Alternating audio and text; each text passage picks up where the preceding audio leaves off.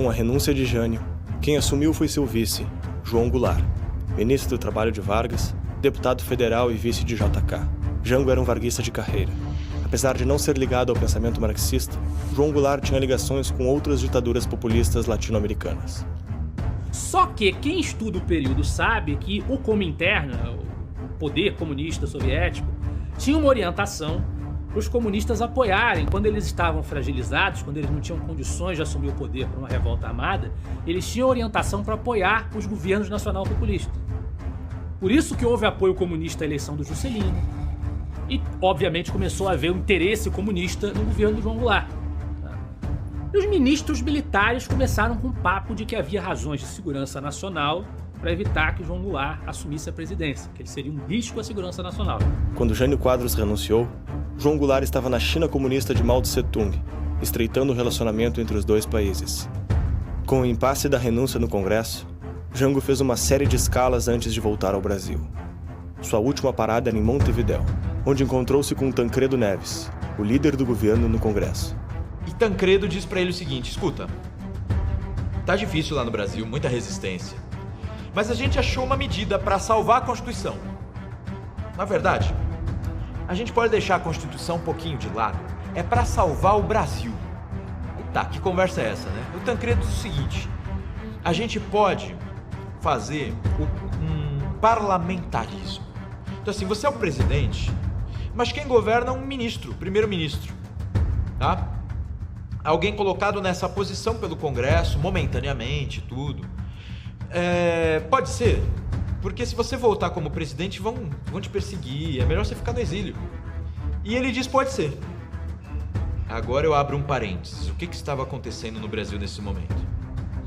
No Rio Grande do Sul, o cunhado do Jango, chamado Leonel Brizola, estava armando toda uma espécie de revolução contra os grupos que queriam impedir a posse do Jango.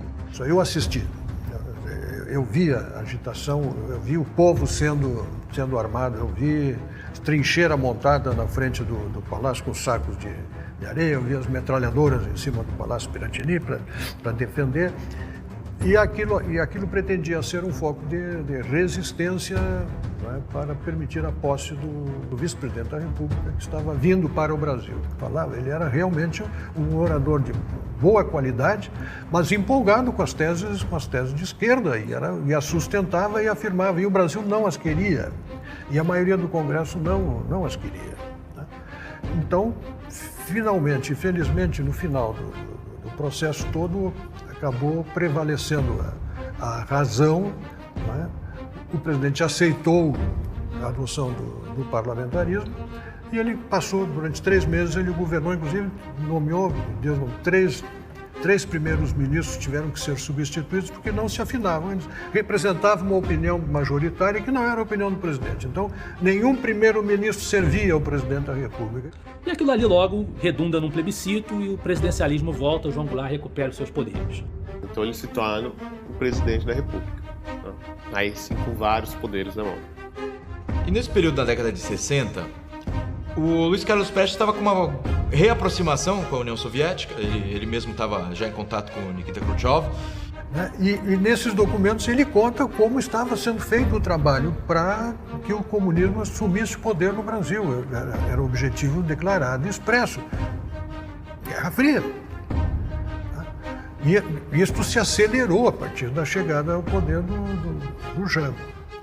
Então a reaproximação com a União Soviética, essa aproximação com a China, eram indicativos de que a esquerda estava se reinventando. E essa reinvenção não tinha nada a ver com democracia. E começa uma política econômica intervencionista, também com seu caráter desenvolvimentista, emissionista, inflacionária. O João Goulart não consegue lidar com o problema que já vinha do Juscelino, como eu falei, né?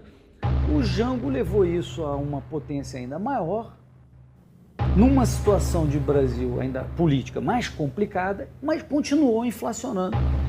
E chegamos à inflação de 100% ao ano, numa situação insustentável também, não só política. E as greves começaram. Quando você tem uma crise econômica, é o cenário perfeito para começar as greves, o barulho dos sindicalistas, do CGT. Até grupos militares sindicalizados. Nós tínhamos, então, uma possibilidade de república sindicalista, que é uma pré-revolução. O pessoal começa a ficar com medo dessa república sindicalista. E alguns fatos muito especiais acontecem. Ele favorece greves, ele estimula grupos a fazer greves. Greves para pressionar o Congresso. Agora me diz uma coisa, se você é um presidente que promove greves, paralisações nacionais, você, presidente da República, promove paralisações nacionais para pressionar o Congresso, isso é democrático? E isso vai seccionando a sociedade de uma tal maneira, absorvendo ainda o clima, a atmosfera da Guerra Fria, que o João Goulart conclui: o único caminho que resta a ele é se juntar com a extrema-esquerda. Já tem livros que denunciam a presença da KGB aqui naquele período. Você começa a ter guerrilha sendo treinada por cubanos. Também tem livros que denunciam, intelectuais que denunciam isso, tem registros disso. Isso não é segredo que existiam brasileiros que foram fazer guerrilha em Cuba. Em nossas pesquisas, nesses documentos, encontramos informações sobre aproximadamente 41 brasileiros que foram a Cuba fazer guerrilha, aproveitando dessa ajuda da STB, que fornecia essa logística no transporte via Praga. Nos primeiros anos da década de 60, houve uma cisão no Partido Comunista Brasileiro. O PCB, em aliança com a União Soviética, pretendia estabelecer uma luta ideológica contra o capitalismo, por meio da propaganda e da ocupação de espaços. O grupo dissidente formou o Partido Comunista do Brasil, seguindo a linha maoísta do comunismo, com o compromisso de fazer uma revolução armada para tomar o poder. Contava com militares do exército, camponeses e operários. No Nordeste, Francisco Julião, então deputado federal, transformou as ligas camponesas em guerrilhas armadas com treinamento cubano, sob o lema Reforma Agrária na Lei ou na Marra. Em 1962, já se sabia da existência de pelo menos 8 campos de treinamento das ligas camponesas. Essa era a semente que mais tarde seria o MST. Os serviços secretos aproveitam o clima revolucionário i intensyfikaron suas atividades. W tym czasie na rozkaz albo prośbę KGB STB na przykład rozpracowywała ligi rolnicze Francisco Julião i spodziewano się, że może dojść do wojny domowej w Brazylii. I na ten wypadek zorganizowano operację, której celem było w razie dojścia do tej wojny doprowadzenia do pewnego skanalizowania w lewicowym kierunku rezultatu tej wojny domowej. I w tym celu na przykład nawiązano kontakt z Leonem Brizolą, ale Czesi mu jej nie dostarczyli. W tym celu nawiązano kontakt poprzez znów brazylijskiego współpracownika z jednym z generałów armii brazylijskiej z południa. I rozkręcono jeszcze kilka kontaktów z różnymi politykami lokalnymi.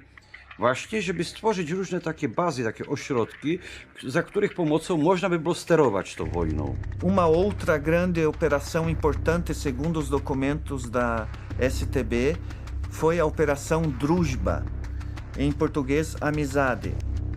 O resultado dessa operação foram eventos que davam apoio à Revolução de Fidel Castro. O Congresso Continental de Solidariedade a Cuba, realizado no ano de 1963 em Niterói, contou com a participação de agentes do Serviço Secreto, da Tchecoslováquia, de Cuba e da KGB. A presença soviética, sobretudo através da Tchecoslováquia, é um negócio intensíssimo. Não é isso? Tanto que em 1963 você já tinha guerrilhas no Brasil. E dizer que a guerrilha foi uma resposta ao golpe, não. Ao contrário, o golpe foi a resposta às guerrilhas, né? Mas a presença dessas guerrilhas foi confirmada por documentos que foram encontrados com um alto funcionário cubano que estava num acidente aéreo. Ele caiu, o avião dele caiu, acho que no Peru, Bolívia, um lugar desse aí. E os documentos comprovando, então, a interferência cubana no Brasil, ajudando as guerrilhas do Julião, né, das ligas camponesas, foram parar na mão do João Goulart e o desgraçado, em vez de tomar providência, simplesmente devolveu os documentos para o Fidel Castro. Então o presidente era obviamente cúmplice, né? Então ele estava ajudando um país estrangeiro a fazer uma interferência armada no nosso país. Que respeito merece esse cara? Nenhum, zero. há notícia também de uma grande aproximação com o gabinete das pessoas mais próximas do João Goulart. O João Goulart faz uma viagem a Praga, e essa viagem é toda monitorada, entendeu? É conduzida pelos agentes da STB.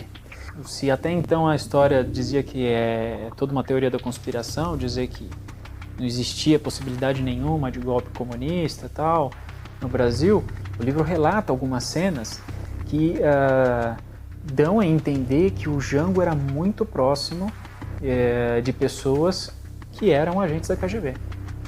Entendeu? Isso era grave. O governo do João Goulart pregava uma reestruturação da Constituição e mudanças drásticas na política agrária, urbana, educacional e tributária. As medidas que ficaram conhecidas como reformas de base incluíam a estatização de refinarias, desapropriação de terras, fixação de preços de aluguéis e limitação de remessa de lucros ao exterior. As medidas eram inconstitucionais e o próprio governo já esperava que não fossem aceitas pelo Congresso.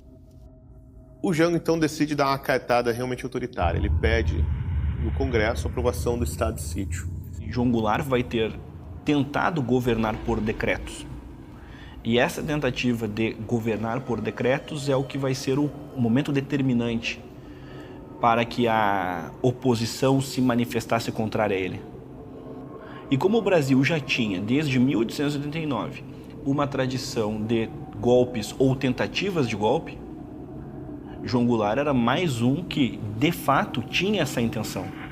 Quer dizer, clima assustador se cria, porque o João Goulart é um presidente fraco, um presidente que não consegue solucionar os problemas, então ele acha que a solução para ele é se juntar com a extrema-esquerda, que quer cavalgá-lo, exatamente como o Comintern recomendava, né? Esta era a ideia, um querendo cavalgar o outro. Dali poderia sair um novo Estado Novo, né? Um regime populista trabalhista, não propriamente comunista, mas trabalhista populista, ou um regime comunista, ou uma coisa e depois a outra, né? Porque eles iam cavalgá-lo, depois iam tomar o lugar dele. O mês de março de 64 alcançou o ápice da agitação nas ruas, das greves e da crise que o país se encontrava. Junto com Prestes, grupos comunistas e militares insubordinados, João Goulart organizou comícios em todo o Brasil pressionando o Congresso a aprovar as reformas de base. O comício das reformas deixava bem claro quais os verdadeiros planos para o Brasil. Um projeto dito nacionalista, mas na verdade era um projeto absolutamente estatizante, né? E com total desrespeito à propriedade privada. Numa plateia que tinha bandeiras do PCB, que era um partido ilegal na época, os militares ali do lado, sem fazer nada, né? Os militares ligados ao Jango, né? O que Brizola e João Goulart falaram no microfone? Que esta Constituição e esta democracia que estão aí, João Goulart falou assim, esta democracia que está aí, na verdade, é um sistema político para beneficiar os poderosos, as elites, que nós precisamos encampar refinaria, nós precisamos impedir remessa de lucro, nós precisamos fazer um plebiscito para dissolver o Congresso, né? O Brizola falando isso. Era isso que estava se falando. Então as pessoas pintam, foi uma injustiça tremenda, porque o discurso era democrático. Balela, mentira.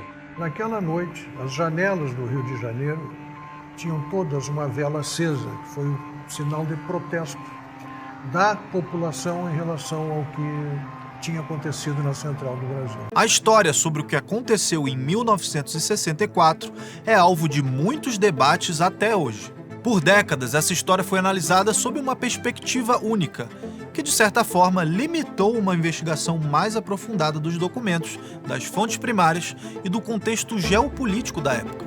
Por isso, a Brasil Paralelo produziu um documentário sobre esse período decisivo, 1964, o Brasil entre armas e livros. Mais de 11 milhões de pessoas já assistiram.